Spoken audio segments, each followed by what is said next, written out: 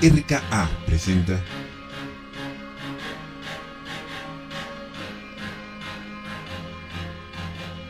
Hola, ¿qué tal? Yo soy el Doc y es súper padre vivir. Comenzamos. RKA, estamos haciendo ruido.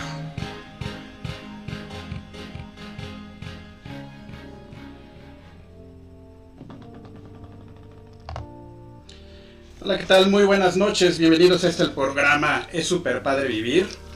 Es un gusto que estén aquí con nosotros. Pues hoy es un día en el que tenemos muchas cosas que platicar. Es un día que tenemos un tema súper importante acerca del regreso a clases.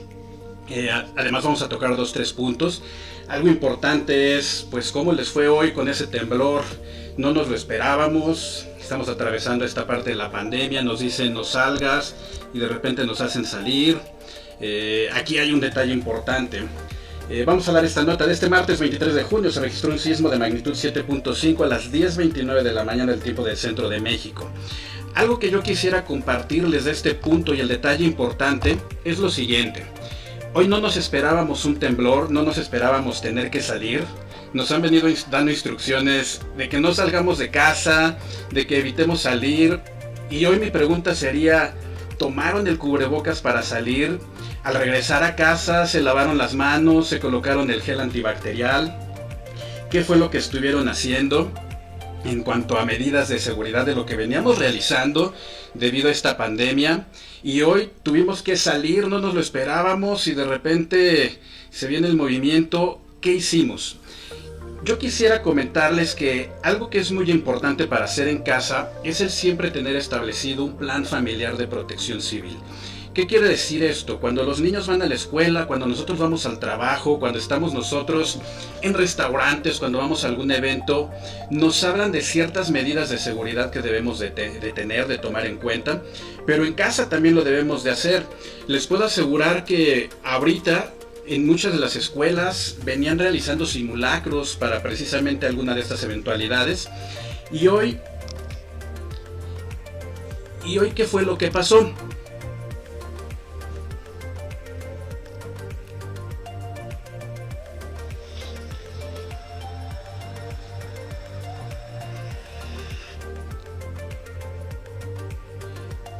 ¿Y hoy qué fue lo que pasó? Que finalmente nos tuvimos que atravesar.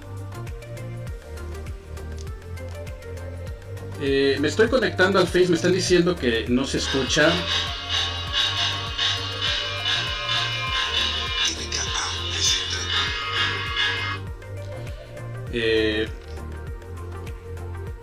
No sean malitos, si alguien en Facebook.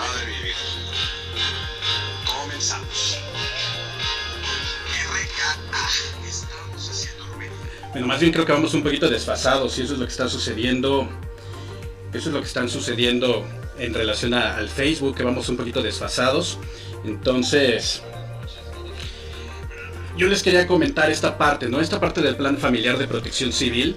¿Qué es lo que sucede? En las escuelas, en los trabajos, sí venimos realizando esta parte de hacer simulacros, esta parte de tener ciertas medidas de protección, pero en casa también debemos de realizarlo, saber qué medidas debemos de tomar ante ciertas eventualidades, cuáles serían los pasos a seguir, y más en estos momentos debemos de tener todas las cosas bien claras. Entonces, un consejo que yo les quiero dar es precisamente esta parte de establecer un plan familiar de protección civil en casa, que haya personas encargadas de tomar las llaves, de tomar el celular, de tomar la mochila de seguridad, lo cual es un detalle súper importante. Entonces, establezcan ese plan familiar de protección civil, aprovechen ahorita que todos los miembros del hogar se encuentran en casa, que lo podemos hacer, que inclusive los niños van a estar muy acorde a lo que venían realizando en las escuelas y que lo podamos realizar en casa. Entonces es un consejo que sí les quiero dejar, que de verdad lo tomen en cuenta para que lo hagan con toda la familia. La segunda parte es que el día de hoy el titular de Secretaría de Educación Pública, Esteban Moctezuma, indicó que el sector educativo no correrá riesgos y será el último en incorporarse a la nueva normalidad, ya que el cuidado de la salud y el bienestar de quienes se integran en las comunidades de aprendizaje son prioridad. ¿Qué pasa con esto? Creo que es una decisión muy importante. Yo sé que muchos estamos ya desesperados, estamos ansiosos por regresar al trabajo. Me pasa que a veces con la niña yo me pregunto, bueno, ¿cuándo vamos a regresar a la escuela? ¿Cuándo ella va a tener que regresar a clases? ¿Qué pasa con las colegiaturas? ¿Qué pasa con la inscripción? ¿Qué va a pasar con los libros? La parte de cómo van a ser las clases ahora. La cuestión de los uniformes, si los compramos, si no los compramos, que si ya se va a ir a clases en septiembre, que si se va a ir en agosto, yo me tengo que programar. Y ahí también, pues finalmente lo que se va juntando es esa parte de cuáles van a ser las medidas que vamos a tomar para los niños. Es por eso que hoy tenemos un invitado muy especial. Hoy decidimos platicar con una persona especialista en el área precisamente de la salud, que está completamente empapado en este tema de lo que está sucediendo actualmente, de este problema que estamos atravesando. Él nos va a poder dar precisamente todas las medidas que debemos de tomar, el que tengamos los conocimientos necesarios para saber qué es lo que tenemos que hacer con nuestros hijos, qué es lo que tenemos que hacer nosotros y las recomendaciones que debemos de tener. Yo creo que una parte importante es, somos papás, sí queremos que los niños vayan a la escuela, pero también debemos de pensar en su seguridad. ¿Qué es lo mejor para ellos? Estamos desesperados, sí, porque nos den una fecha exacta para que los niños ya se vayan a clases, pero a lo mejor con todo lo que vamos hoy vamos a poder entender ciertas cuestiones de por qué ha sido tan complicado. Es por eso que el día de hoy tenemos de invitado al doctor Fernando Urtiz Jerónimo. Él es médico cirujano por parte de la UNAM, es pediatra egresado en la especialidad de pediatría y también tiene una especialidad en infectología. Entonces yo le quiero dar la bienvenida al doctor Fernando Urtiz. Doctor, muy buenas noches. Hola, ¿qué tal? Buenas noches. Pues muchas gracias, doctor Gilberto. Me agradezco mucho la invitación. No, de verdad que es un gusto. A este espacio, muchas gracias. Y pues yo creo que sí, habrá que tocar algunos puntos, ¿no? Ahorita lo que más nos interesa es la nueva normalidad, ¿no? Entre comillas. Pero bueno, es un tema bastante importante, no solo para COVID, sino para cualquier tipo de infección. Y realmente, pues yo creo que esto nos va a servir mucho, ¿no? O sea, sabemos que a partir de este momento nuestra vida cambió. COVID acaba de ser, hace escasas 2 semanas, declarado ya una infección endémica, ya no es pandémica. Endémica significa que ya llegó para quedarse, va a estar con nosotros. Vamos a tener que sortearla en estos siguientes años. Y lo más importante es empezar a ver cómo vamos a lograr sortearla perfectamente bien, ¿no? Entonces yo creo que si les parece, pues entraremos directo, ¿no? al planteamiento, ¿no? Entonces, bueno, sabemos que realmente desde que el ser humano apareció en el planeta, pues ha coexistido, ¿no? con ciertos gérmenes, con ciertos microbios, ¿no? Entonces es eso, es coexistencia, es sacar, ganar, ¿no? De ellos, ¿no? Y para nosotros los humanos siempre ha sido un reto, ¿no? Para nuestra supervivencia. Sabemos relativamente bien que existen por lo menos 5 tipos de microorganismos que causan enfermedad en los humanos: los virus, las bacterias, los hongos, los parásitos y los priones, ¿no? Aquí lo más importante de esto va a ser, o nos vamos a enfocar a los procesos virales, ¿no? Considerando que lo que está actualmente interesándonos mucho es COVID. Sabemos que este afán del ser humano por tratar de sobrevivir a esto y por tratar de combatir estos gérmenes ha desarrollado muchas áreas de lo que es el área de la salud, ¿no? Muchos caminos, ¿no? Y apenas hace 70 años las infecciones eran la primera causa de mortalidad, ¿no? A nivel mundial. Estoy hablando de 70 años en que surgió la era antibiótica, ¿no? Cuando se descubrió la penicilina, y realmente de ahí fueron surgiendo más antibióticos, ¿no? Pero bueno, gracias a estos avances importantes en las áreas de vacunología, de farmacología y de microbiología, es como llegamos hasta este momento, ¿no? Realmente esto es importante, estos avances en estas áreas específicamente de la medicina son las que nos han dado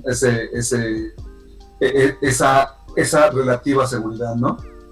Siempre que nosotros avanzamos en esto, va a haber nuevos retos, ¿no? Que enfrentar hacia nuevas enfermedades infecciosas. Aquí lo más importante va a ser realmente las enfermedades infecciosas siempre han existido, dado que estos microorganismos siempre han existido.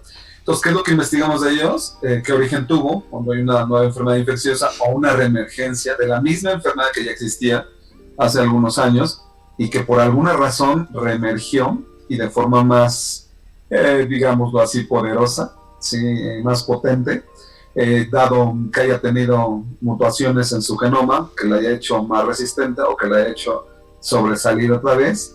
¿Qué mecanismos de resistencia tienen? ¿Qué mecanismos de transmisión? Pero para todo esto, para todas estas bemoles que tenemos aquí, hay que incluir lo que hemos hecho los humanos para que ellos puedan trascender, reemerger o hacerse más patógenos, ¿no? Entonces, realmente para nosotros los seres humanos, influye mucho los hábitos que tengamos, ¿no? Sabemos que ciertos hábitos van a predisponernos más a ciertas personas o a ciertas comunidades a ciertas enfermedades. Lo que consumimos, las costumbres que tenemos, los aspectos de sazonalidad y la población. Sabemos que la población humana va en constante crecimiento, entonces todos estos factores de hacinamiento van a favorecer, ¿no?, la aparición de ciertas enfermedades infecciosas, ¿no?, o reaparición o reemerger, ¿no? Ya entrando bien al tema, en diciembre del 2009 se presentaron casos de neumonía típica, así lo catalogaron los chinos, causado por un nuevo coronavirus. Si sabemos bien, el coronavirus ha existido, es un virus que siempre ha existido. Allá por 1965 Macintosh lo reportó. Sin embargo, la importancia del coronavirus para ese entonces era más en el área veterinaria, ¿no? Siempre se habían preocupado más en el área veterinaria por coronavirus, ¿no? Se identificó, después iniciando enero, se le nombró SARS-CoV-2, y SARS-CoV-2 es el virus que causa la enfermedad se llama COVID-19, ¿no? Ya para el 11 de marzo de este año, pues había declarado ya una pandemia, ¿no? A grandes rasgos, sin meternos en mucho, un virus es una estructura que nada más se compone de un ácido nucleico en el centro, con su envoltura, sí, y algunas proteínas en la envoltura, ¿no?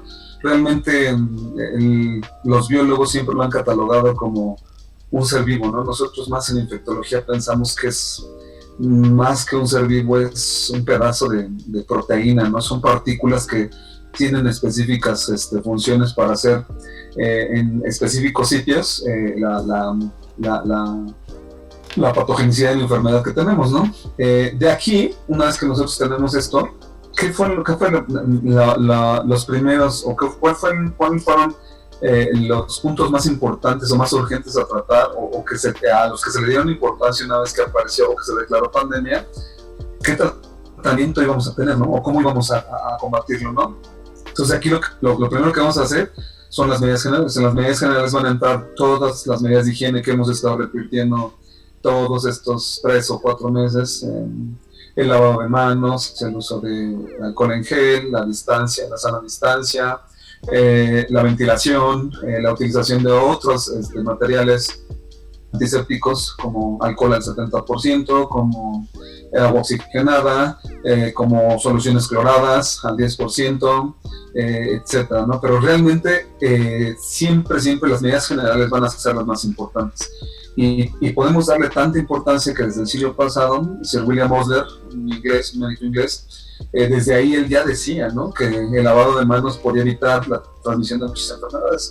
En su época fue tachado totalmente irreverente y descabelladas sus ideas, pero realmente hasta un siglo después lo estamos viendo, ¿no?, que realmente el lavado de manos es el mecanismo más sencillo, más económico para evitar la transmisión de muchas enfermedades, ¿no?, si no es que de todas, ¿no? De ahí saltamos a lo que viene después, que es el tratamiento farmacológico. Ahí no creo que nos metamos en Honduras, porque realmente el tratamiento farmacológico actualmente hacia COVID no hay.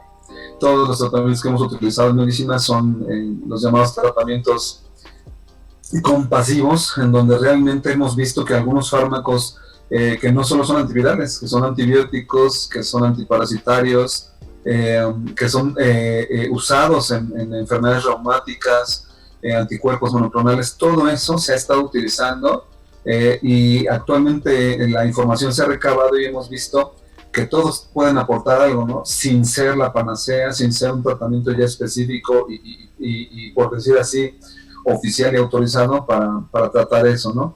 Pero realmente a medida que comprendamos lo que es la patogenia o la patogenicidad del virus, su fisiopatología, yo creo que vamos a poder saber perfectamente qué fármacos son los que se van a terminar usando, ¿no? Y por último, pues la vacunación, ¿no? La forma más efectiva de prevenir la vacunación. Sabemos que una vacuna lleva en su desarrollo aproximadamente 10 años.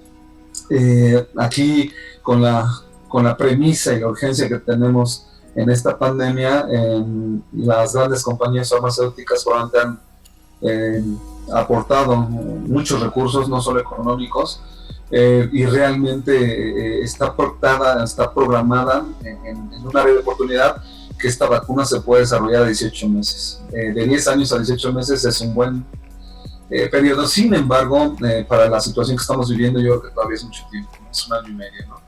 Entonces, mientras nosotros tenemos ya un protocolo bien definido de un tratamiento farmacológico, de una vacunación, tendremos que, desde ahorita y desde que empezó y durante estos 2 años por lo menos, será enfocarnos a las medidas generales, ¿no? Entonces, lo que comentaba el doctor es sumamente importante, ¿no? Para nosotros en las reuniones con la Secretaría de Salud, con la Secretaría de Educación Pública, se había postulado como fecha de regreso para el 10 de agosto, ¿no? Realmente, médicamente no consideramos eso, o sea, realmente no consideramos que sea una fecha ideal ni adecuada. Sin embargo, hemos estado trabajando en protocolos de lo que va a ser el regreso a una relativa nueva normalidad, ¿no? Entonces, para esto y para efectuar bien a medida estas medidas generales, vamos a tomar en cuenta que estos pequeños, de la edad que sean, tendrán que ir a la escuela sin accesorios, o sea, tendremos que regresar a la escuela sin accesorios, sin ningún accesorio, llámense aretes, pulseras, anillos, relojes, todo lo que pueda ser considerado un fomite, ¿no? Corbatas, incluso para el personal docente, para los administrativos, ningún accesorio, ¿no? Realmente lo que estamos considerando y lo que se ha hablado mucho es qué uniforme podrían utilizar estos pequeños. Hemos llegado a la conclusión de que el uniforme deportivo será el mejor. ¿Por qué? Porque realmente en lo que sí hemos demostrado y en lo que sí estamos de acuerdo es que la ropa para los pequeños que regresan a la escuela tendrá que ser de manga larga en las camisas y cubriendo las piernas, ¿no? O sea, tendrá que ser pantalón. Un buen recurso que tienen la mayoría de las escuelas es el uniforme deportivo, ¿no? Nada más con el pants, la playera y quizás la chamarra, ¿no? Sin suéteres.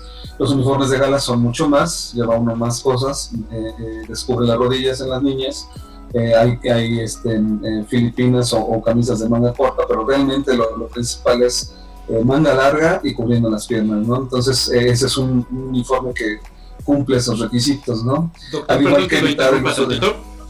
Claro, sí. Lo que pasa es que nos están preguntando algunas cosas, entonces quería ver si podíamos ir aquí de todo lo que nos ha venido platicando, que nos vaya contestando ciertas dudas que hay. Por supuesto. Y les vamos avisando también que pueden irnos dejando sus dudas aquí en Facebook y las vamos a ir leyendo. Ahorita nos estaban comentando de los uniformes, doctor. Entonces, yo tengo esta duda. Por ejemplo, mi hija normalmente va de overol, ya sabe, falda, el tirantito, la corbatita, la blusa de manga corta. Entonces, ese uniforme de momento lo vamos a tener que olvidar. Exactamente, lo vamos a tener que olvidar. El uniforme más cómodo para ellos y para nosotros es el deportivo. Aquí yo le tendría una pregunta. En su uniforme deportivo, ella lleva su pants con su chamarrita, lleva su playerita de manga corta. La niña tiene 4 años. ¿Cómo hacer entonces que no se quite la chamarra? ¿Será conveniente que las escuelas tomen la medida de que dejen llevar una sudadera o una playera de manga larga? Polo. Sí, exacto, un polo con cuello y con manga larga, ¿no? Para que los pequeños que se quiten la chamarra realmente queden cubiertos, ¿no? Pero sí, o sea, el objetivo aquí es manga larga, o sea, traer el mayor porcentaje de superficie corporal cubierta, ¿no? Y en el caso de los zapatos, doctor, normalmente ahorita en la mayoría de los lugares que asistimos o hasta en casa, llegamos y lo primero que hacemos es quitarnos los zapatos, ¿no? Pisamos un tapete sanitizante o una jerga con cloro o con jabón y nos quitamos los zapatos. ¿Qué va a pasar con los niños en la escuela? Realmente con los niños en la escuela podríamos utilizar, que es al punto siguiente a lo que vamos, los insumos, ¿no? Las charolas sanitizantes o los tapetes sanitizantes son una muy buena opción para los niños, ¿no? Realmente el hecho de que lleguen, de que pongan sus zapatos en las charolas sanitizantes, eso va a ser una muy buena medida, independientemente de lo que es la sanitización, ¿no? En los salones. Eso es sumamente importante, ¿no? De nada me va a servir que yo trate de poner esas medidas si los salones quedan después de clase sin sanitizar, ¿no? Eso también va a ser muy importante, pero realmente el hecho de que ellos se quiten sus zapatos no es una idea mejor a poner charolas sanitizantes, ¿no? Que realmente son bastante efectivas, algunas personas las utilizan ya en sus hogares, en los consultorios, en las oficinas, en general donde entramos a sitios cerrados. En la mayoría de las ocasiones encontramos charolas sanitizantes, ¿no? Para zapatos. Ahorita que platicaba de la sanitización de aulas, doctor, ¿la sanitización tendría que ser cada que sale un grupo de clase o al final del día escolar? ¿Cuándo tendría que ser la sanitización, doctor? Eso es importante, es una pregunta muy importante, porque realmente aquí lo que estamos considerando es que el grupo completo permanezca por lo menos en un salón, sin hacer cambios de salón, para que las sanitizaciones puedan ser al final de clase y se reduzcan costos, ¿no? Para las escuelas en ese aspecto, ¿no? Pero sí, o sea, lo ideal es que terminen su clase en el mismo salón, que hagan todas sus actividades en el mismo salón, o sea, que se procure que no haya cambios de salón frecuentes, ¿no? Como lo hacemos en la secundaria, ¿no? En la preparatoria, ¿no? Exacto, que hay realmente ¿para qué? Para ahorrar eficientar los recursos, más bien dicho, que se puedan hacer sin ningún otro problema, ¿no? Eso también es importante. ¿Y qué tipo de sanitización recomendaría usted? ¿Los sprays? Hay varios, hay varios, por ejemplo, para la escuela, o sea, los sanitizadores que más efectivos son para nosotros es la solución clorada al 10%, el alcohol al 70%, en algunos lugares podemos utilizar hasta el amonio cuaternario. Con el amonio cuaternario tenemos varias cosas, ¿no? En algunos lados está contraindicado. Realmente CDC para nosotros es lo que nosotros tomamos en cuenta en medicina. Realmente el amonio cuaternario es efectivo, no es tóxico para los niños y es más económico, ¿no? También con eso se puede hacer. El utilizar alcohol directo sobre los pupitres o los escritorios, ¿sí? Y el trapear los pisos con cloro o realmente con pino, ¿no? Con soluciones con pino. Realmente el pino es también económico. El pino es una solución hecha con jabón específicamente, algunos tienen clorexidina, obvio el aroma y algunos otros saponificantes, ¿no? Entonces también es igual de efectivo. Por ejemplo, nosotros recomendamos que las charolas sanitizadoras para los pies, en lugar de poner cloro, porque el cloro sí desgasta mucho las charolas e incluso las esponjas, pudiéramos utilizar pino, ¿no? En esas charolas sin ningún problema y son igual de efectivas. Pino completamente directo de la botella, sin diluir, como luego o diluido, puede ser diluido 1 a 1 en dilución 1 a 1 con agua y es perfectamente efectivo, sin problema, sin ningún problema. Y por ejemplo, hace rato que hablaba de las medidas higiénicas generales, de normalidad, para lavarnos las manos, si yo estoy en la calle, si salgo de compras, si por alguna razón tuve que salir, ¿usted qué recomendaría? Que trajéramos nuestra botellita de alcohol gel, de algún sanitizante, unas toallitas. No, de alcohol en gel. Sí, pueden ser toallitas, pero lo más efectivo y lo que más puede manejar un niño es el alcohol en gel. O sea, ya los niños están totalmente ahorita acostumbrados a utilizar el alcohol en gel. Llegan a los consultorios, llegan a las escuelas y traen su propio alcohol en gel y ellos saben perfectamente que eso es muy efectivo, ¿no? Algunos traen, he visto algunos pequeños en la consulta no con alcohol en gel, sino con atomizadores, ¿no? De alcohol al 70, igual de efectivos, ¿eh? O sea, ahí nada más, yo creo que ellos ya entendieron cuál es el objetivo de esto, ¿no? Y sobre todo el hecho de que lo puedan saber usar y lo utilizan y lo manejan perfectamente bien los niños, ¿eh? Yo creo que hasta mejor que nosotros los adultos. Porque apenas lo están aprendiendo y no traen vicios, ¿no, doctor? Exacto, eso es importante, ¿no? Siempre los niños son una esponja y lo aprenden bien y rápido, ¿no? Eso es muy importante. Oiga, y en ese aspecto, por ejemplo, ¿habría diferencia entre un niño preescolar, un niño escolar, de secundaria, de preparatoria? ¿Habría alguna diferencia en esa parte? Sí, realmente, por ejemplo, con el aseo con alcohol no es tanto nada más en los preescolares, ¿no? O sea, por ejemplo, los menores que están en el kinder todavía les cuesta trabajo, ¿no? Es como cuando hablemos del cubrebocas, ¿no? O sea, está proscrito, ¿no? Que los niños menores de 2 años usen cubrebocas, ¿no? Entonces ahí lo que recomendamos es el uso de la careta, ¿no? Los menores de 2 años. Es más fácil que un menor de 2 años pueda utilizar más fácil una careta que un cubrebocas. El cubrebocas, realmente, los menores de 2 años no está recomendado usarlo, ¿no? Y no solo desde el punto de vista salud, sino desde el punto de vista que no se dejan. Los niños menores de 2 años no dejan ponerse el cubrebocas, se lo tocan, se lo quitan, lo avientan, etcétera, ¿no? Entonces, esas son partes importantes dentro de los insumos, ¿no?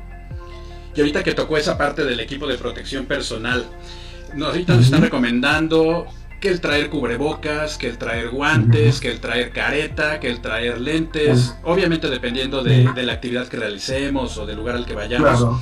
¿Qué pasaría en el caso de los niños? ¿Sería conveniente igual mandarlos con todo el equipo de protección personal? Y de ahí sacaría otra pregunta. Cubrebocas nos encontramos ya hasta en los semáforos, ¿no? Exacto. A lo mejor yo le podría decir por mi especialidad, pues sí necesito alguno que tenga un filtro del 95, un N95, algo con una válvula. Pero ¿qué pasaría en el caso de los niños? ¿Qué cubrebocas sería el conveniente utilizar? Realmente en los niños, por ejemplo, el uso de cubrebocas en las escuelas, considerando que los niños estén sanos, con utilizar un cubrebocas de grado quirúrgico o de tela, incluso hecho por sus papás, es más que suficiente. Para ellos el equipo de protección constaría nada más de lo que es el cubrebocas, la careta, ¿sí? Sin guantes, y sus insumos de jabón en los baños, el alcohol en gel, sus charolas sanitizantes, pero realmente un pequeño, o sea, un niño pequeño, o sea, un escolar en una escuela, no está recomendado utilizar una mascarilla, un cubrebocas de grado de mayor filtración, o como usted dice, un N95, un FFP2 o 3, no, esos realmente son reservados para uso médico, no en hospitales, en áreas de COVID. Eso es importante. Y por ejemplo, las actividades que desarrollen los niños, los adolescentes en las clases, ¿deben de cambiar actualmente? Sí, deben de cambiar, porque lo que teníamos que tener en cuenta aquí, aparte de todos esos accesorios, era el hecho de que ellos se tienen que acostumbrar a no manejar artículos electrónicos en la escuela igual, o sea, celulares, tabletas, cosas electrónicas que puedan tener contacto con otras personas en sus manos, el cabello corto, la mayoría de las veces en los hombres, recogido en las nenas, y qué antecedentes personales tienen estos pequeños, ¿no? Se suponen, aquí el compromiso de los papás va a ser muy interesante, ¿no? Y muy importante. ¿Por qué? Porque aquí sí no vamos a poder decir, ok, me voy a trabajar, no tengo con quién dejarlo y lo mandamos a la escuela, ¿no? No, realmente aquí la vida cambió, ¿no? Y hay que hacer entender a estos pequeños y a la escuela misma, que realmente no pueden tocarse, no pueden darse la mano, no pueden abrazarse, y realmente la recomendación para nosotros como médicos y de la Secretaría de Educación es que por lo menos no haya más de 20 alumnos en un salón de menos de 35 metros cuadrados, ¿no? ¿Eso es para qué? Para que puedan guardar una sana distancia.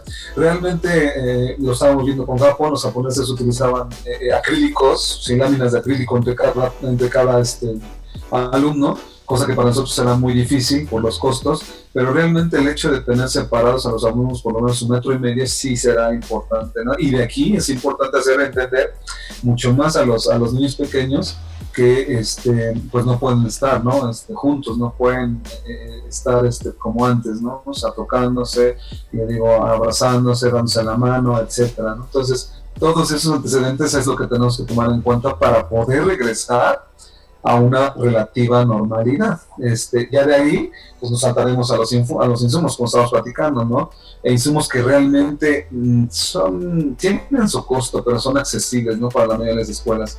Las caretas, el alcohol en gel, los cubrebocas, el jabón, las charolas sanitizadoras, y sobre todo el hecho de que la institución quede comprometida a que haya jabón a toda hora, ¿no? En los baños, ¿no? De las escuelas, ¿no?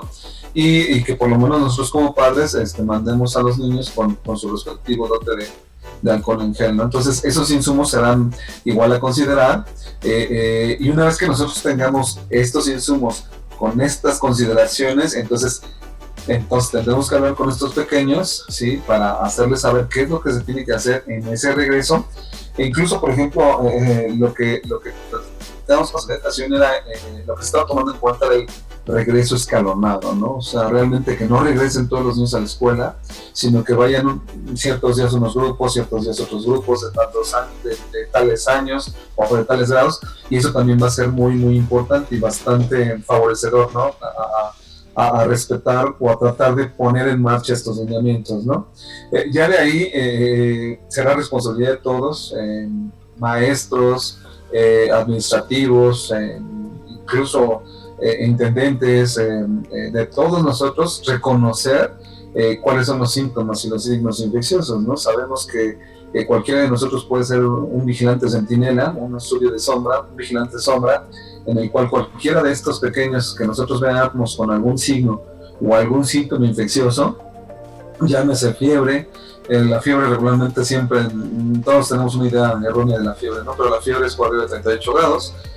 Si vemos alguna tos sospechosa, si algún niño me refiere dolor de garganta, dolor de cabeza, si algún niño le ve los ojitos rojos, lagrimeándose con lagañas, si algún niño desde que llega está con malestar general, quejándose de alguna cosa,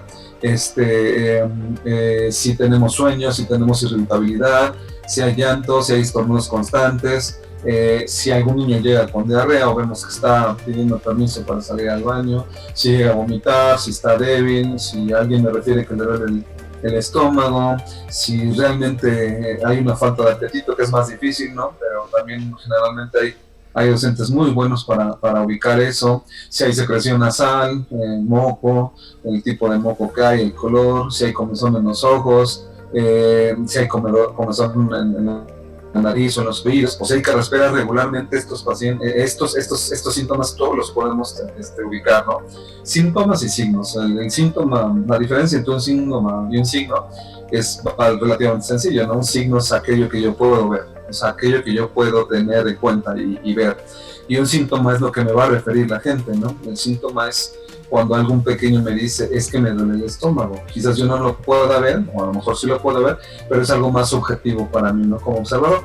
Una vez teniendo siempre en cuenta estos puntos, nosotros podemos convertirnos en un vigilante centinela o en un vigilante sombra, que realmente a lo mejor no sea la labor del docente, pero sí estemos al pendiente, y no solo del docente, de los administrativos, intendentes, toda la gente que está en la escuela tiene que comprometerse, ¿no? Entonces ahí no va a haber ningún otro problema, ¿no? Y una vez que nosotros tengamos eso, entonces necesitamos material, aparte de los insumos, ¿no? Que van a llevar a estos niños, pero por lo menos en la escuela debe haber un termómetro y un vigilante centinela que desde que entra a la escuela podamos tomar la temperatura de estos niños y podamos decir, bueno, sí, sí es apto para quedarse, no es apto, empezó a subir la temperatura, hay que vigilarlo, ¿no? Y de aquí esto nos va a dar áreas de oportunidad. El área de oportunidad, la primeritita, como les decía, es la orientación a los padres, ¿no? O sea, estos padres regularmente van a ser constantes en eso y vamos a tener que entender todos como papás que en este momento sí no puedo,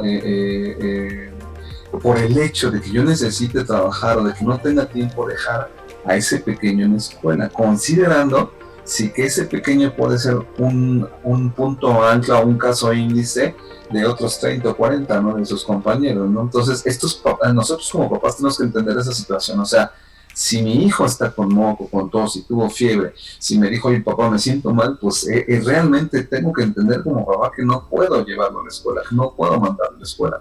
De aquí una vez que yo estoy orientado como padre, tengo que comprometerme a eso, ¿no? A que realmente mi hijo puede ser un foco de contagio hacia otros, ¿no? Así como otros pequeños pueden ser hacia nuestros hijos, ¿no? Claro. Entonces, el compromiso de nosotros como padres debe ser sumamente importante y debe ser real, debe ser leal y debe de ser totalmente verídico, ¿no? El área de oportunidad que tenemos que trabajar igual es la distancia, como comentaba, ¿no? Regularmente que no haya más de 20 niños en un área menor a 35 metros cuadrados, guardando esa distancia y haciendo entender desde antes de que vayamos a regresar esta relativa nueva normalidad, que esa distancia para ellos va a ser muy importante. Cosa diferente, por ejemplo, en el maternal. En el maternal pues, los niños no caminan, ¿no? O son niños que apenas están empezando a caminar, que es mucho más fácil tenerlos. El grado o las edades en las que más nos cuesta trabajo mantener esa distancia son en los preescolares, ¿no? Los niños que van entre 3 y 5 años son los más difíciles para mantener esa distancia, ¿no? Claro. Pero realmente ahí el compromiso escolar será quizás del docente decir, no puedo con tantos niños, o sea, necesito hacer una escala, necesito hacer un escalamiento y decir, a estos pequeños los puedo tener perfectamente separados sin ningún problema, ¿no? El otro punto es la ventilación escolar. Sabemos que las áreas ventiladas tienen mucho menor riesgo de que una carga viral quede suspendida en el aire por mucho tiempo, ¿no? Si yo estornudo ahorita en este momento, en un estornudo puedo sacar hasta 2 millones de partículas virales, ¿no? No es lo mismo que esté yo encerrado en un cuarto totalmente a que yo haya estornudado sin cubrebocas, sin mascarilla y que esté ventilado, ¿no? Entonces esta ventilación es sumamente importante en todas las áreas escolares, desde las aulas hasta las áreas de administración. Ahorita, ¿no? Que tocó este punto, doctor, por ahora. Ahorita que tocó este punto, aquí a mí me gustaría hacerle una pregunta. Nos está hablando de esa parte de las áreas ventiladas. Hablamos de ventilación natural, de tener ventanas.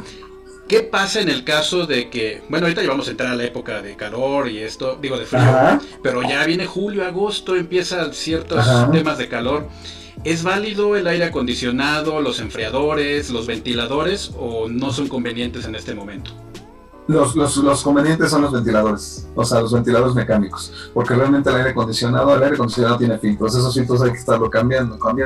Los filtros realmente de un aire acondicionado o de un extractor o de un sistema de ventilación tienen que estar siendo cambiados, ¿no? Realmente eso nos ha pasado en el cine, ¿no? O sea, vamos al cine, de repente empezamos a escuchar cómo se activan los ventiladores o los extractores y empezamos todos a toser, ¿no? Es realmente porque no se cambia, ¿no? Cada sistema de ventilación tiene su propio protocolo para el cambio de sus filtros, ¿no?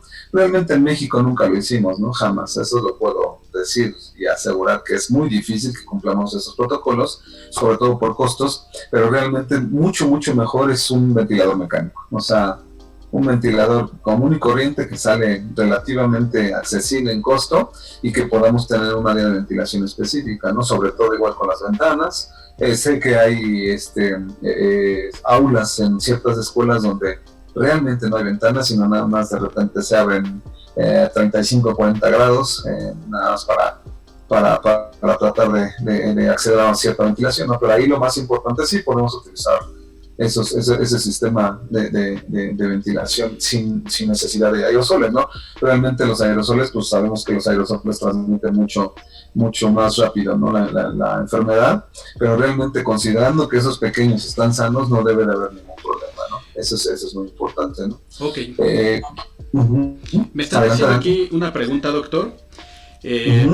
Por ejemplo, considerando ahorita que muchos equipos deportivos están esperando ver si sus ligas se reanudan o que reabrieron aquí en la ciudad del Bosque de Chapultepec y muchos corredores salieron, pero se les está pidiendo cubrebocas. La pregunta es que en el caso de los niños, ¿qué pasa? ¿Usted recomienda seguir con actividades físicas o deportes en las escuelas? Esa es una pregunta muy buena. Realmente la consideración es no, o sea, la actividad física no. Podríamos, o sea, habrá discusiones que todavía estén por ahí en la cual el hecho de salir a un área ventilada, o sea, al patio de la escuela, al campo de la escuela, sea lo mejor, realmente. ¿Por qué? Porque esta es una zona ventilada, podemos estar en distanciamiento total, y lo que sí es, si en algún momento se piensa utilizar o hacer ejercicio por alguna indicación escolar, no se debe utilizar ahí el cubrebocas, ¿no? O sea, realmente el ejercicio con cubrebocas no es adecuado, pero realmente lo que nosotros estamos viendo es, mientras llegamos a esa normalidad, en lo que nosotros estamos haciendo protocolos y viendo cómo evoluciona esto, lo mejor será no tener actividad física todavía en las escuelas. Eso es lo más importante, ¿no? Hasta que veamos cómo se va comportando esto, ¿no? Ok, ese ratito nos explicaba los signos y los síntomas generales. Yo sé que es difícil, finalmente es algo nuevo que estamos conociendo todos, tanto en los adultos como en los niños. ¿Usted cree que haya algún signo, algún síntoma, o ya hay estudios donde mencionen algún signo o síntoma muy particular en los niños como que en el caso de que yo, papá, sea como que en el que más me tuviera que enfocar en algún momento. Sí, sí, realmente ahorita lo que hemos visto es que el COVID nos ha dado muchas lecciones, ¿no? Realmente, por ejemplo, yo creo que hemos visto que los adultos no todos hacen fiebre, no todos hacen tos, algunos están asintomáticos, pero por lo menos en estudios en niños, el 75% de los niños que han tenido COVID, que son sintomáticos, porque realmente los niños son asintomáticos, o sea, son los que menos síntomas presentan, pero realmente cuando un niño se hace sintomático, el 75% de los niños presentan dolor abdominal. Y el dolor abdominal, más que la tos o el moco, la dificultad respiratoria, el dolor en el tórax, el dolor de cabeza, el dolor abdominal es el que abunda en los niños. Es el dato más importante. Y es un dolor abdominal tan fuerte que, valga la expresión, se doblan los niños. Llegan a una posición en gatillo, una posición fetal, porque en este caso hay una cosa que se llama vasculitis intestinal. O sea, realmente el dolor es tan importante que sí los pone pálidos, los pone sudorosos, hace que lata muy rápido su corazón, llegan a sudar, etcétera, ¿no? Y los pasos siguientes, ese es el paso al que, esa es la circunstancia o el signo o el síntoma más importante de los niños. Y ya seguirán otros como la diarrea. Los niños generalmente cuando tienen síntomas hacen diarrea, y regularmente hay muchos niños que esa diarrea es sangre, llegan a evacuar sangre, ¿no? Entonces, esos son los datos más importantes en los niños.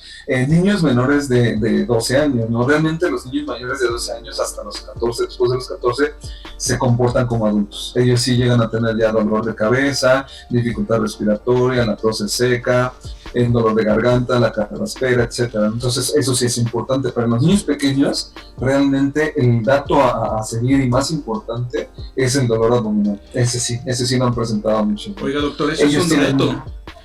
Totalmente. Porque estamos en una sociedad que somos cero preventivos, somos más de acudir cuando hay alguna urgencia. Y yo le puedo decir sin temor a equivocarme que la gran mayoría de las personas, si ven a su hijo atravesar por un dolor abdominal, diarrea, van a ir corriendo por el Melox, van a ir corriendo por el Pepto, van a ir corriendo por el Preda, una buscapina, antes de llevarlo al doctor, lo cual es de verdad un problema muy serio, ¿no? Es correcto, eso lo hemos visto mucho, ¿no? Entonces yo creo que aquí sí hay que poner atención y hay que hacer consciente a los papás, y sobre todo en los niños se ha descrito un síndrome de inflamación multisistémica en pediatría, que es el hecho de que presenten esos síntomas, la fiebre, ellos tienen exantemas, enronchas en el cuerpo, y lo más importante es que ellos se tardan un poco más que nosotros los adultos. Esa es la puerta actualmente. Lo que estamos estudiando es cómo es eso, o por qué es la puerta hacia desarrollar la enfermedad de Kawasaki después, ¿no?, en los niños. Pero bueno, independientemente de lo que pueda pasar, esos dos síntomas, por lo menos la diarrea con sangre y el dolor abdominal, son los que más a los que más les tenemos que poner atención en este momento, ¿no? ¿Cómo podríamos concientizar a la gente, sobre todo a los papás, para que acudieran al médico, para que tomaran cartas en el asunto con respecto a esto? La mejor forma de concientizar en este momento, yo creo que es una vez que regresemos a esa normalidad, o en las charlas para nosotros como pediatras, es hacer hincapié, ¿no? O sea, si su niño tiene dolor abdominal y diarrea con sangre, sin algún otro síntoma, a lo mejor fiebre, eso puede ser un síntoma de COVID. Realmente ahorita la psicosis colectiva es tan grande, pero tan grande, que cuando empezamos a mencionar eso, lo más curioso es que realmente entendemos, los adultos, los papás entendemos, ¿no? Y es porque no es otra cosa más que el miedo, ¿no? El miedo que pueda pasar. ¿Por qué? Porque yo creo que lo que hemos entendido hasta la fecha es que los niños, realmente sí hay mortalidad en niños, o sea, sí lo puedo decir abiertamente, ¿no? Hasta el día 18 de junio había por lo menos 76, una casuística de mortalidad de 76 niños en el país, ¿no? Entonces, realmente son niños que se complican o que tuvieron un padecimiento de base, ¿no? Pero realmente el hecho de ver eso es importante, porque los adultos hemos entendido ahorita que por lo menos el 95% de los niños son realmente asintomáticos.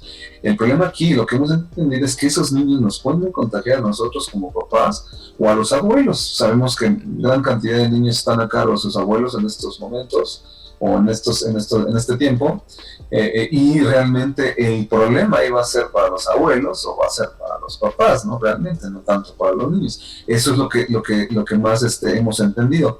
Pero realmente aquí lo que puede ser triste es que es por miedo.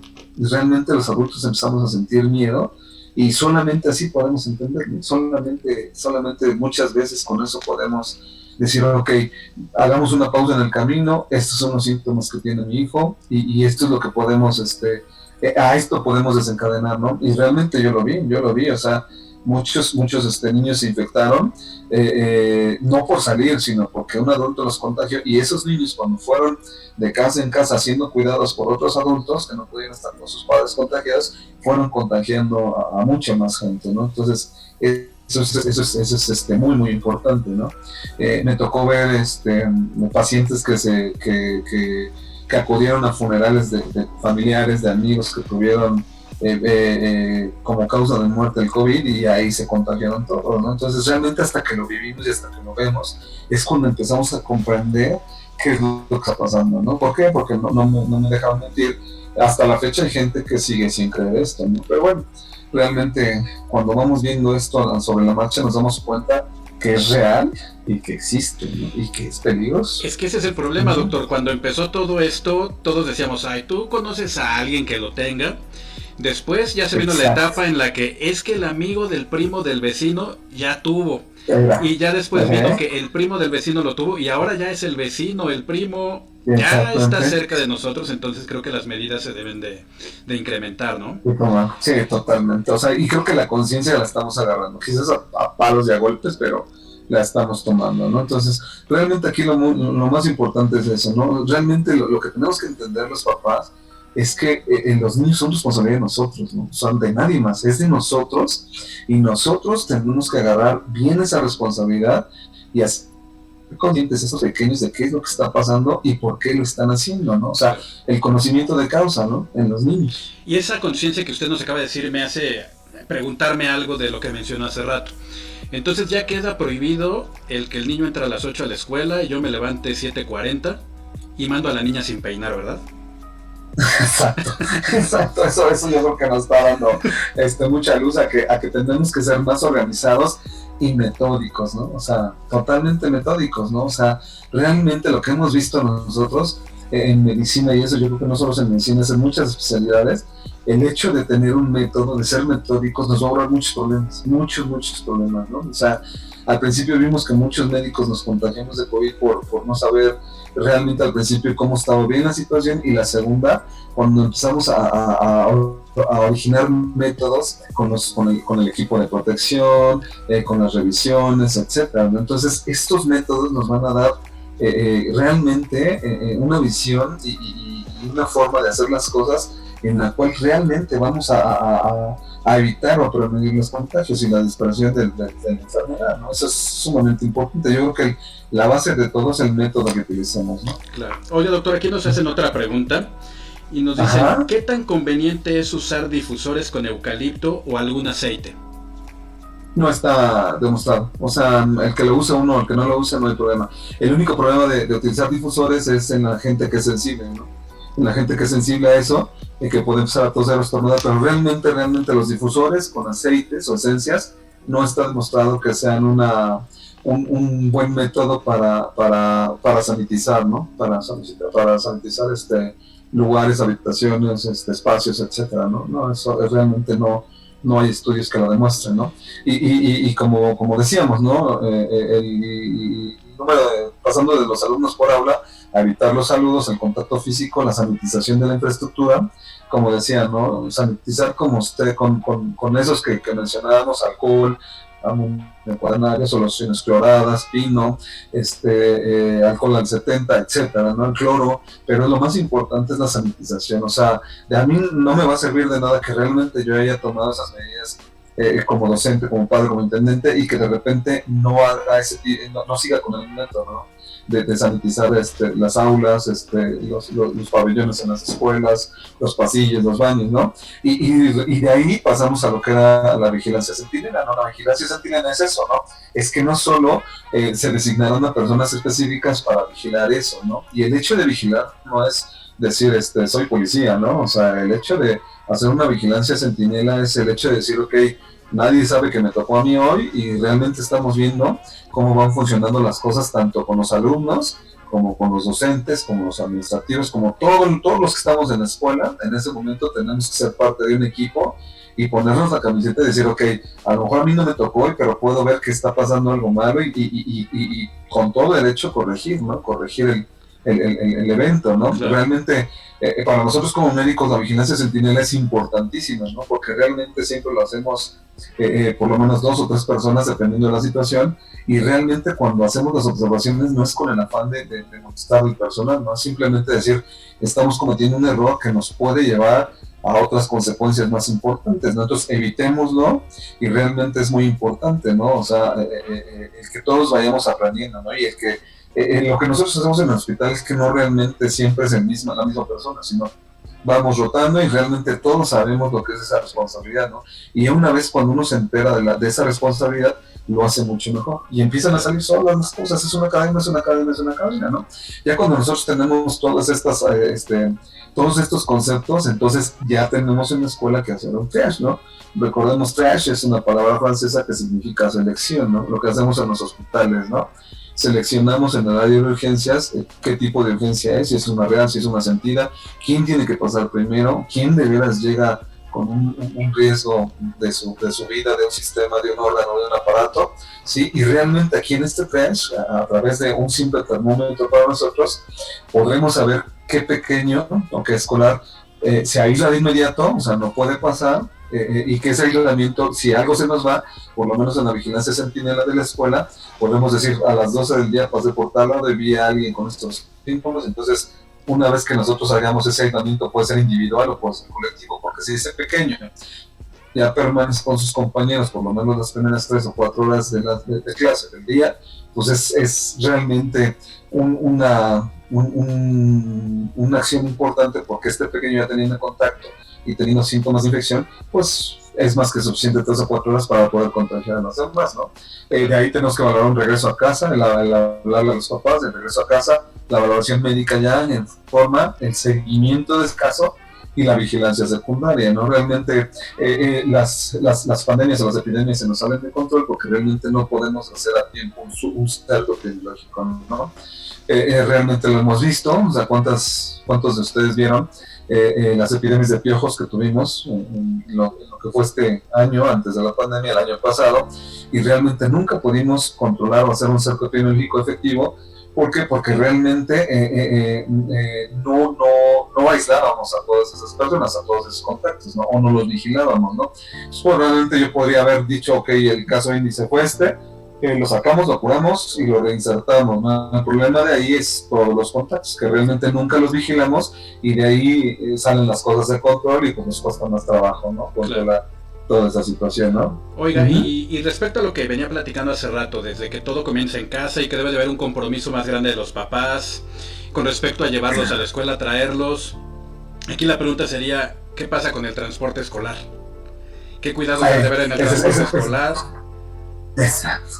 Esa es una pregunta también muy interesante porque también se tomó en cuenta en las pláticas con la Secretaría de Salud y la Secretaría de Educación. Realmente el transporte escolar se puede utilizar, dado que es un mueble, o sea, un movimiento, puede haber una buena ventilación. Ahí lo único que tenemos que tomar en cuenta es seguir utilizando el equipo de protección, o sea, no podemos saliendo de la escuela quitarnos el cubrebocas y la careta y aventarlos, y generalmente los espacios, ¿no? Los espacios entre cada alumno en el transporte escolar es lo mismo que está haciendo o que debe de aplicar, o el protocolo que aplica el transporte público, ¿no? En la ciudad. Aunque, bueno, realmente creo que les ha pasado igual que a mí, ¿no? O sea, han visto los camiones atascados, los autobuses atascados y sin respetar nada, ¿no? Pero yo creo que estando en la escuela puede llevarse bien a cabo esa medida también y no hay ningún problema, ¿no? Y, por ejemplo, esa medida que se va a tomar en muchos lugares, o que están tomando incluso ya en los centros comerciales, en las tiendas de autoservicio, de que llegamos, nos dan el alcohol y nos ponen la pistolita, el termómetro, ¿va a ser conveniente realizarlo en la escuela? Sí, eso sí, o sea, es como les decía, realmente el hecho del material que necesitamos así para hacer una vigilancia centinela al inicio es sencillo, es un termómetro, Eso es totalmente correcto. Cuando entremos, llegar, pisar la charola sanitizadora hacia adentro, el checar que los niños lleven su cubreboca o su careta, dependiendo de la edad, y el checar la temperatura. Eso es totalmente correcto. Eso es lo que hacen, el protocolo que se sigue en las tiendas de autoservicio, en los almacenes, en las oficinas de gobierno, en los propios hospitales, es totalmente correcto. Eso también tiene que ser aplicable en las escuelas. Y por ejemplo, en esta parte del transporte escolar, ¿sería conveniente que la responsable o el responsable del transporte desde ahí tuviera un primer filtro con un termómetro, sí, o hasta llegar a la escuela? Correcto, no, sí, o sea, desde ahí, o sea, realmente el objetivo a lo mejor, y esa es una muy buena medida, o sea, el objetivo ahí es que no toda la carga sea hacia la escuela, no hacia cuando lleguemos a la escuela, o sea, el propio filtro puede ser yo, ¿no? O sea, el hecho de que cuando yo en la mañana lleve a mi hijo y lo vea así, le digamos, ¿sabes qué? Vámonos, ¿no? Antes de que vayas a la escuela, pues yo creo que nos esperamos, te checo o te llevo a revisar y nada más el reportar a la escuela, ¿no? Eso es muy importante, el reportar a la escuela. ¿Por qué? Porque realmente a lo mejor la incubación fue antes y no tuve ningún síntoma, ¿no? Pero ya cuando estoy afuera, tuve un contacto, o sea, fui un contacto de otras personas. Entonces, esa información es muy valiosa para la escuela, para el personal de la escuela, para dar aviso de que esas personas o esos niños que estuvieron en contacto con ese pequeño que no fue a la escuela o que ya fue diagnosticado con una infección, sea en vigilancia, ¿no? Ese es un cerco epidemiológico, o sea, el evitar que salga de ahí, ¿no? El problema o la infección hacia otros grupos, ¿no? Y que realmente acabamos como la mayoría de las escuelas, cuando se van un grupo y terminan siendo todos, ¿no? Le digo, el caso más específico fue las epidemias de piojos que me tocó ver, que empezó en un grupo y después era el año completo y después del año era toda la primaria alta, toda la primaria baja, y así son, ¿no? Eso es importante. Claro. Uh-huh. Y por ejemplo, con respecto Pero esa es una buena idea, ¿eh? El tener el termómetro para el camión. Sí, exacto, es una muy buena idea que realmente esas medidas se tomen desde antes de llegar a la escuela cuando se pueda. Eso es sumamente importante. Lo que es que usted lo dijo hace rato, ¿no? Las medidas empiezan desde casa, después sí, la parte de la transportación a la escuela, al llegar a la escuela, al salir de la escuela. Sí, ¿no? Entonces se tiene que ir dividiendo todo, ¿no? Y protocolizar. Sí, exacto. Aquí yo le tenía por aquí otra preguntita que ya la perdí. Pero ahorita lo encuentro, doctor, no se me preocupe. No, adelante, no hay problema. En el caso de las actividades escolares como extracurriculares, que muchas escuelas las ofrecen, o a veces como papás los llevamos a otras academias, son convenientes realizarlas, y aquí hay una muy en particular. Ya nos dijo que el caso de la actividad deportiva no es conveniente, pero preguntan una muy en particular, natación. La natación tampoco. Realmente todo lo que sea actividad extracurricular, no, porque realmente lo que va a haber ahí es contacto, o sea, va a seguir habiendo contacto, ¿no? O sea, los talleres que yo le puedo decir que conozco, ajedrez, porras, básquetbol, fútbol, no sé, fotografía, todas las actividades extracurriculares deben de aguardar todavía. O sea, esas, lo mejor será no reiniciarlas, ¿no? Claro, y le voy a hacer una pregunta muy difícil. Por ejemplo, ajá. No, perdón, siga con eso. Le decía, con respecto a la natación, por ejemplo, la natación en algún momento se consideró por la cloración del agua, ¿no? Pero realmente la mayoría de las albercas son techadas y están encerradas. Ese es el problema principal, ¿no? Ese es el problema principal. Y con la natación, pues no podemos aplicarle medidas de protección, ¿no? Cubrebocas, etcétera, ¿no? Eso, o sea, por eso realmente la natación también se incluye en las actividades no esenciales. Claro, y se vuelve un riesgo cuando el niño hace el bucito y sale a escupir, ¿no? Exacto. A pesar de la cloración del agua, ¿no? La mayoría de las albercas en una buena cloración serán de 500 a 750 parts por millón de cloro, ¿no? Que son suficientes para mantenerla sana, ¿no? El agua de la alberca. Oiga, y en el caso de las maestras, de los profesores, ¿habría que cambiar algo en cuanto a su uniforme, su vestimenta, en cuanto a sus equipos de protección, o van a tener que seguir con la batita que normalmente llevan? No, realmente, le digo, la cosa cambió. O sea, igual el utilizar ropa que me cubra la mayor parte de la superficie corporal de la persona es para todos. O sea, las maestras deberán de dejar sus overoles, sus batas, lo que ellas utilicen, ¿no? Realmente tendrán que ajustarse igual que los alumnos a las mismas medidas, ¿no? Y por ejemplo, me preguntaban hace rato del uso de los guantes. El uso de los guantes tampoco es común. Es más fácil que un guante se contamine y que ande yo dejando por todos lados mis partículas a que utilice las manos, ¿no? Bueno, yo ahí le voy a decir algo, doctor. Yo he ido a las tiendas de autoservicio y de verdad que me quedo viendo así a la gente, nada más como los que traen guantes son los que más se tocan, se acomodan el cubrebocas, se hacen así, son los que más errores cometen al momento de la manipulación. Es que desde el punto de vista psicológico es una falsa seguridad. O sea, el traer guantes es una falsa seguridad, pienso que no va a pasar nada. Y desde que los uso para todo, y lo más importante no es el uso, es cuando los quito, porque realmente poca gente sabe quitar los guantes, ¿no? O sea, sabemos médicamente que cuando uno se quita los guantes, realmente las zonas que estuvieran en contacto con las superficies, se quitan los guantes de tal forma que eso no se toque, ¿no? Al final, y que los guantes vayan al depósito de basura, ¿no? Es toda una clase en la escuela, doctor. Exacto, entonces realmente el uso de guantes tampoco es recomendado, ¿no? Y sí, realmente lo vemos, es más fácil que alguien en el súper deje los bichos en el propio carro donde andan tocando las cosas, a que lo haga uno con las manos, ¿eh? Así, a libre, ¿no? Las manos libres, ¿no? Eso es más importante. Sí, y yo creo que también era importante para mí tratar algunas de los mitos y realidades, ¿no? de COVID. O sea, muchas veces hemos oído hablar de la alimentación alcalinizadora, realmente pues no funciona. Afortunadamente el cuerpo sabe que tiene sus funciones, y cuando hacemos alimentaciones alcalinizadoras o acidificadoras, pues afortunadamente el pulmón y el riñón son los que responden, ¿no? Para mantener un pH adecuado en el cuerpo, ¿no?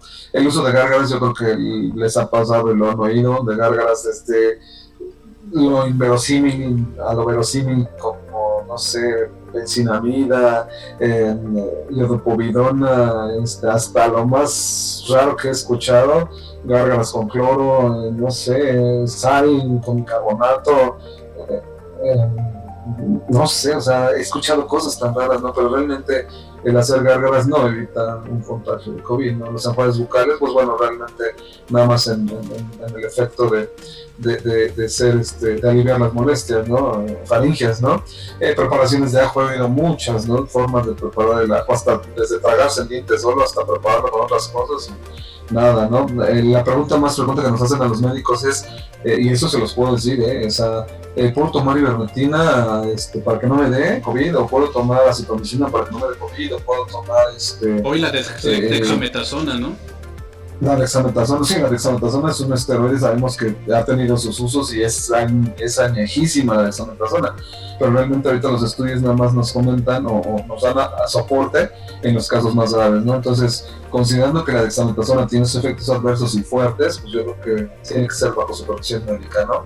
Pero le decía yo, profilaxis medicamentosa la que quiera, ¿no? El consumo de alcohol, ¿no? ¿Cuántas veces oí? No, pues es que me puedo aventar al aguardiente directo y voy a esterilizarme por dentro, pues no, ¿verdad? Bebidas desinfectantes, sí he visto gentes que se avientan, o escuché de gentes que se aventaron sus traguitos de pino, de cloro,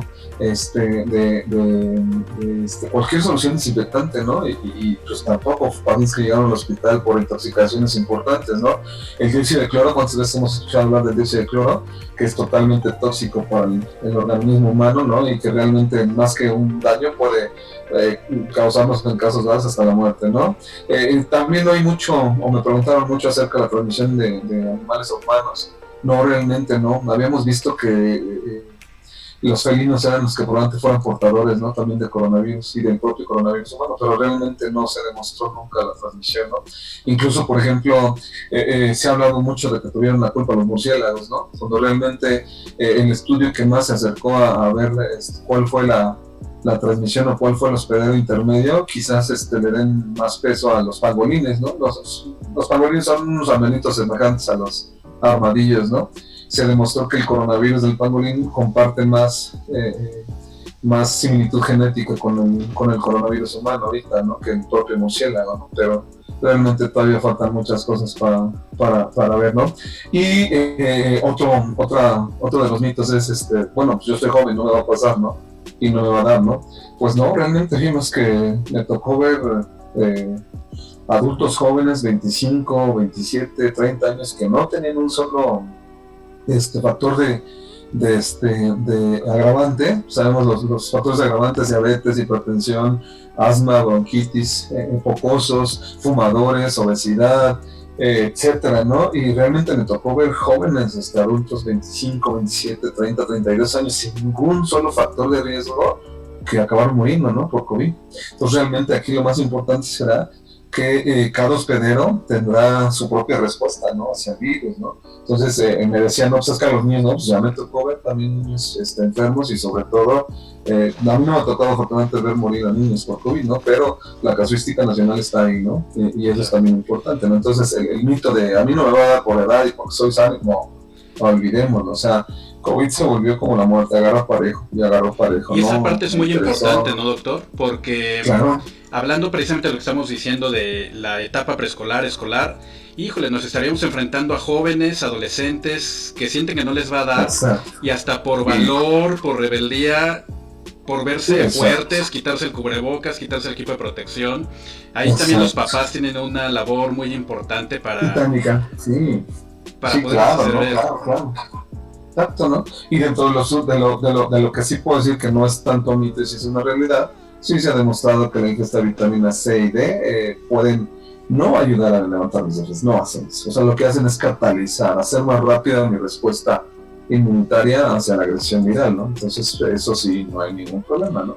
Le digo, pero realmente sí escuché bastantes mitos sobre lo que fue COVID, ¿no? Tanto en la prevención, el tratamiento, qué pasaba si hacía yo esto, qué pasaba si yo me asoleaba, qué pasaba si me metía a la cama de bronceado, pues porque son rayos UV, etcétera, ¿no? Pero no, realmente no hay nada totalmente demostrado.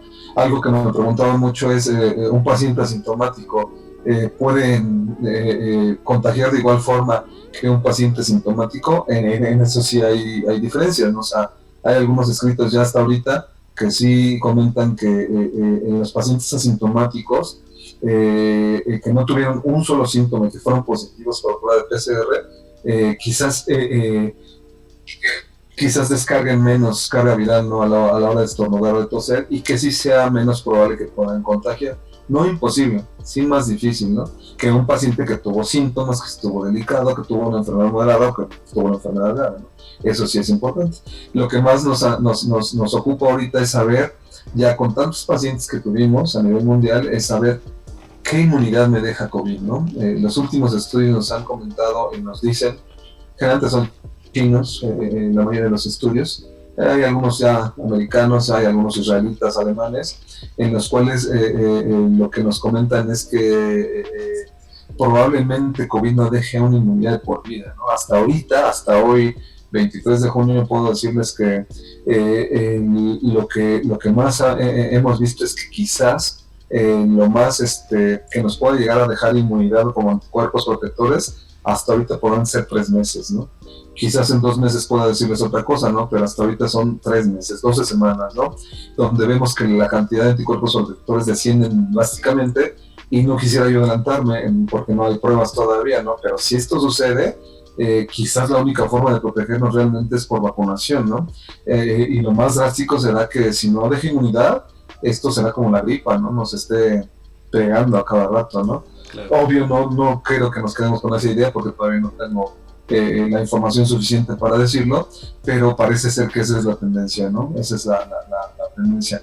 Hay un estudio muy interesante italiano en el cual también comentan que a través de las infecciones de humano a humano, quizás el virus pueda perder su patogenicidad, o sea, quizás a lo mejor cuando va pasando de humano a humano va perdiendo su virulencia, ¿no? Su patogenicidad.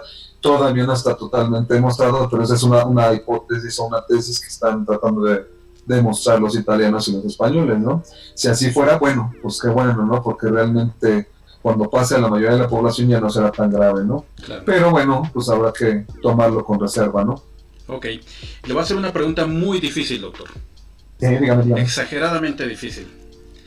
Por lo que usted está viendo, por lo que ha estado platicando con autoridades, ¿cuál cree que sea el panorama que vamos a enfrentar para ese regreso seguro a clases? La pregunta más difícil es, ¿cuándo cree que se va a dar ese regreso seguro a clases? Sí, es muy difícil, tan difícil que a lo mejor no la puedo contestar, pero Yo creo que, o sea, hipotéticamente es al 10 de agosto. Yo puedo asegurar, o sea, quizás hasta mi título que realmente no va a ser posible que sea en agosto. O sea, así como vemos nosotros las curvas, modelos logarítmicos, probablemente lo ideal será regresar probablemente hasta noviembre, ¿no? A la escuela, a clases. Pero bueno, las decisiones realmente se toman desde el punto de vista político. Pero realmente si se hace antes tendremos que aplicar este modelo, ¿no? que estamos investigando, que estamos sugiriendo y que estamos tratando de comprender, ¿no? Pero realmente yo creo que para tener una seguridad y no al 100%, quizás sea de acuerdo a modelos logarítmicos hasta noviembre, ¿no? O sea, Bueno, yo le voy a ayudar un poquito, doctor. Yo llevo 22 años dando clases y en una de las universidades me acaban de mandar cédulas para hacer una planeación en línea. Entonces pareciera que se vislumbra iniciar ciclo de clases bajo la forma en la que la terminamos y convertirlo de manera presencial, ¿no? En cuanto se pueda. Exacto, exactamente, ¿no? Quizás a lo mejor yo estaba también escuchando ahí en una de esas premisas era que el regreso a clases a partir del 10 de agosto era para más una regularización, ¿no? Para muchos alumnos, ¿no? Pero realmente yo creo que el curso sí tendrá que iniciar después al ritmo que vamos, ¿no? Porque México no ha aplanado su curva, ¿no? México sigue incrementando y realmente yo creo que el pico quizás a lo mejor ni siquiera lo hemos alcanzado, ¿no? O sea, es muy, muy difícil. Antier, ¿no? Que fue el Día del Padre, pues estamos esperando que para el 5 o 6 de julio vuelva a haber otro incremento, ¿no? Más o menos. Por todos los que salieron a comprar su pastel. Por todos los que salieron, y que fueron con sus papás y todo eso, ¿no? Sí, lo más curioso es eso, ¿no? O sea, realmente cuando uno ve a los pacientes y dice, ya ahorita, en esta época, en esta semana, y dicen, es que salí positivo y estuve el sábado con mis papás, o estuve el sábado con mis abuelos, ¿no? Entonces, pues más difícil todavía, ¿no? Mucho más difícil. Bueno, doctor, estamos casi por terminar el programa, de hecho nos alegramos un poquito, pero está padrísimo platicar con usted. Muchas gracias. Me gustaría que usted cerrara el programa, bueno, que cerrara su participación dándonos puntos. ¿Qué es lo que considera más importantes que como papás nos tendríamos que llevar hoy día? Perfecto. Hacer ver a nuestros hijos que es el COVID, ¿sí? Con información real, con información verídica, con información verificable y sobre todo, lo más importante de nosotros como papás hacia nuestros hijos es no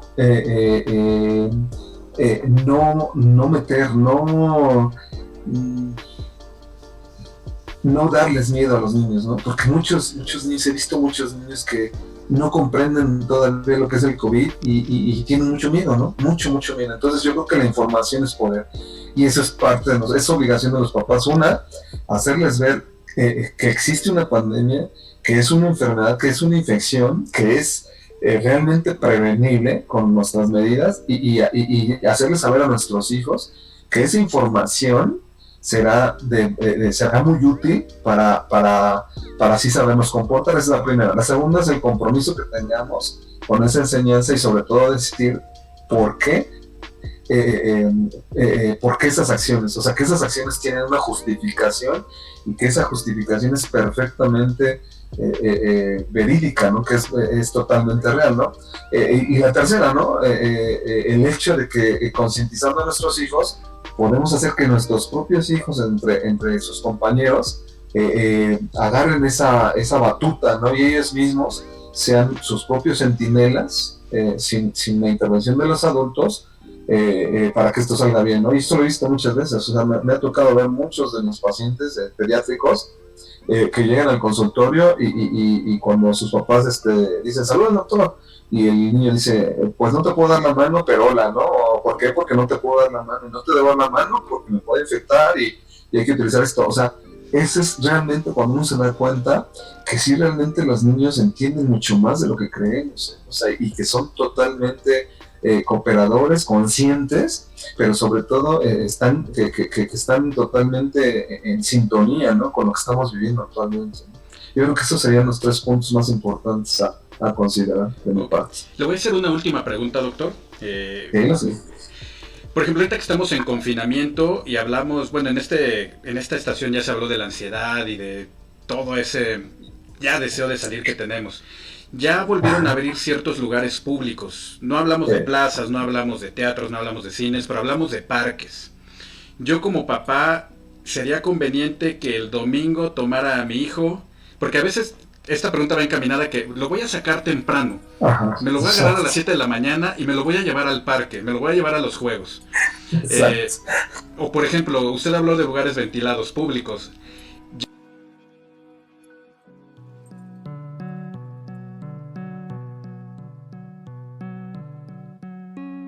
Una vez más y rápido, porque Oscar se queja de que son muy largos los promos. Lunes, 12 de la tarde, Urbanidades, 8:30 de la noche, Manos a Emprender. Martes, 8 de la noche, Entre Amigos porque todos somos Irene. 9:30 de la noche, Es Super Padre Vivir. Miércoles, 11 de la mañana, Me lo dijo un angelito. 8 de la noche, Cotorrindo. Jueves, 6 de la tarde, All Geek Team. 9 de la noche, Mente Perfecta. Viernes, 8 de la noche, El Pelambres de Noche. Sábado, 12 de la tarde, Los Casetes de Napo. 1 de la tarde, Crónicas de un bibliotecario tartamudo. 8 de la noche, Entrevisteando. 10 de la noche, Noches RKA. Domingo, 9 de la noche, RKA al aire. Esta es la programación de RKA Radio, porque estamos haciendo ruido.